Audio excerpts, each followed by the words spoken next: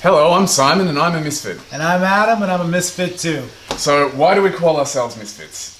Well, personally, I never felt like I was put on this world for any specific reason.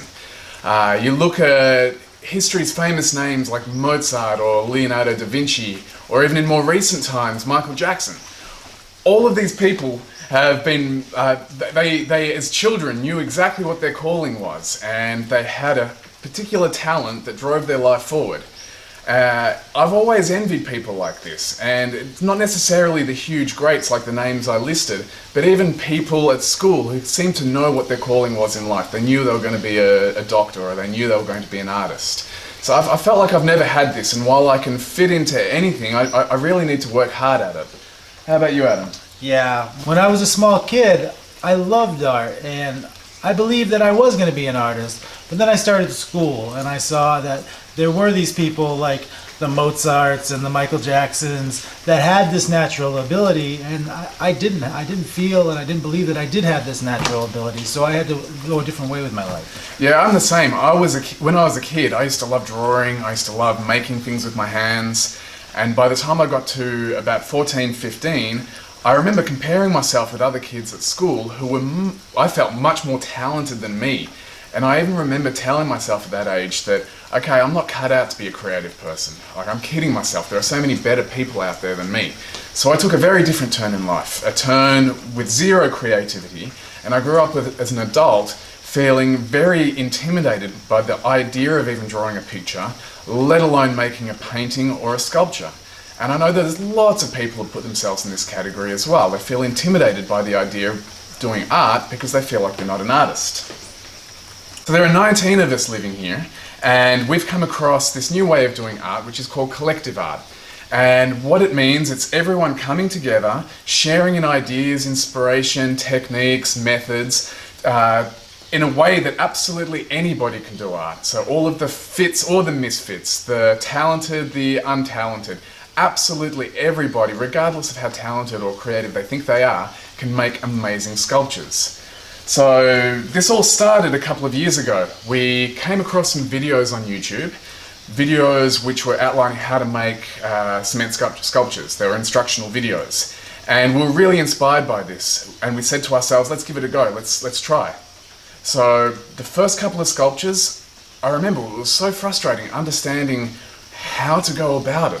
Even though there were some instructional videos that we saw, I got a general idea that we needed to use metal mesh and some ideas about how to use cement, but nothing really that allowed us to make anything in any structured, coherent way. And as a result, any sculpture we made in the early days took us months, absolutely months to make. I remember my first sculpture. I made a bird bath, and I struggled with this sculpture. I had a ton of fun doing it, but it took me 2 or 3 months. And then the finished product had things falling off it, and I had to repair it a bunch of times. And I remember throughout the process of me making this bird bath, I would look on YouTube and there would be absolutely nothing, or if there was something, it was for somebody that was an amazing artist, or it was just a very simple instruction for a simple project. My third sculpture, it was a very ambitious sculpture. It's a life-size angel modeled off my dimension. Now, this was really ambitious because it was the first time I decided to do a human body, and even though it turned out fine, it turned out really good. It took me 3-4 months to make, with many countless hours and late nights, and I had so many frustrating parts of it. For example, when I was doing the face, I didn't know how to go about making a face, the reference points and the proportions. And when I installed the head on the actual sculpture, the thing looked ridiculous. It looked hideous. It was ugly. It was bad. I had to cut it off and start again. So there were so many cases like this. I mean, it turned out great, but it took a long time with a lot of frustration. In YouTube, there's all kinds of instructional videos. I mean, you're a carpenter. Have you found clear step-by-step carpentry instructions on YouTube. YouTube was my school. Like if I needed to build something and I didn't quite know how to do it, or if I needed to tile a bathroom and I'd never tiled a bathroom before, I knew I could go to YouTube, I could find a step-by-step video that would like bring me through the whole project. But when it came to like cement sculpting, there was just nothing out there. But the thing is, all 19 of us here have lived the same story when it comes to sculpting. We've all had our own little tricks that we've invented, our own ways of doing things, our own methods. But this is not the point of it. I mean, humanity is all about learning from one another. So in the same way, we have combined everything that we've learned and created a way that absolutely anybody can use to make amazing sculptures every time. This is why we're making these videos. Yeah, and we've made thousands of mistakes, but we definitely this is the great thing about this process is we've taken everything that's worked from 19 people, which is like 150 different methods, and combined them and made a simple step-by-step video so you guys at home don't have to struggle like we have.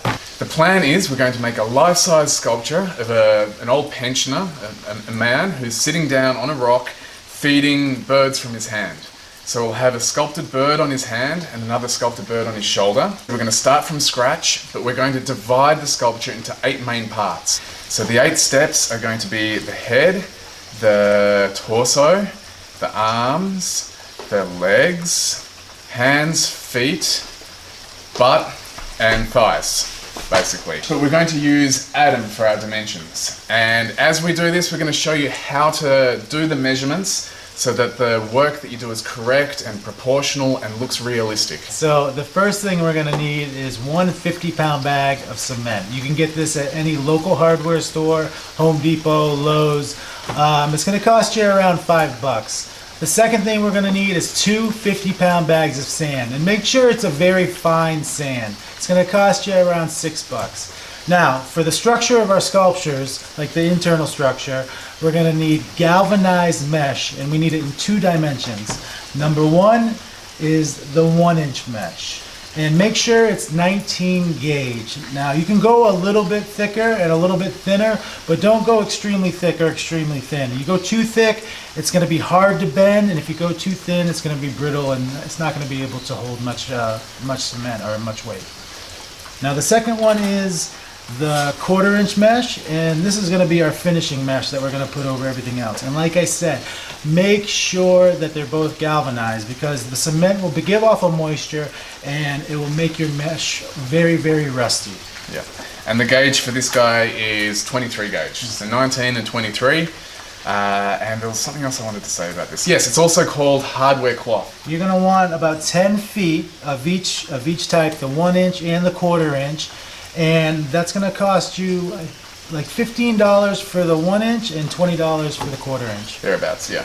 So if you sum that up for the materials, we're looking at less than $50 to get started. A cheap and easy way to make a beautiful sculpture. Tools. So the tools you'll need when working with the metal. First, a set of tin snips. These can come as little as about $10. And this is for cutting the metal mesh and cutting wire if you're using wire. The other thing you're going to need, these are very, very useful. These are a set of plier cutters. They can cost anywhere from about $5 upwards. And one small set of needle nose pliers. This is a 5-inch set of pliers with a very, very fine needle nose. I recommend finding the finest needle nose you can find on the market, because this makes it easier when working with the fine mesh. So that's it in terms of working with the metal. When it comes to working with cement, we have spatulas, or putty knives they're also called. You can buy a 3-pack, I've seen them online for like $10.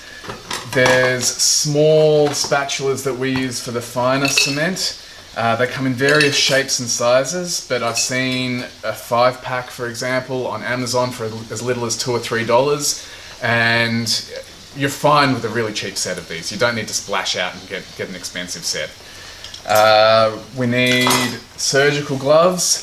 It's not good to make your hands come into contact with the cement. It's a corrosive material, so if you have some gloves, this is going to be great for protecting your hands. And this is basically it in terms of materials. These sum up to less than $50 if you're buying the cheapest on the market, and the cheapest are fine. And so your first project is going to cost you about $100. But the good thing is once you make the initial investment and all the tools, you can take $50 off your next project. And you also have tools for the house if you don't already have them, which are useful for all kinds of uses. Yeah. So that's basically it. That's all we wanted to cover in the first video. As we go through the next parts, we're going to give specific instruction around measurement and tactics and methods for working with mesh and working with cement. That's all we have to say for now. Stay tuned. The next video, we're going to actually do the metal construction to make a head. I'm Adam, I'm a misfit. And I'm Simon, I'm a misfit too. Come be a misfit with us.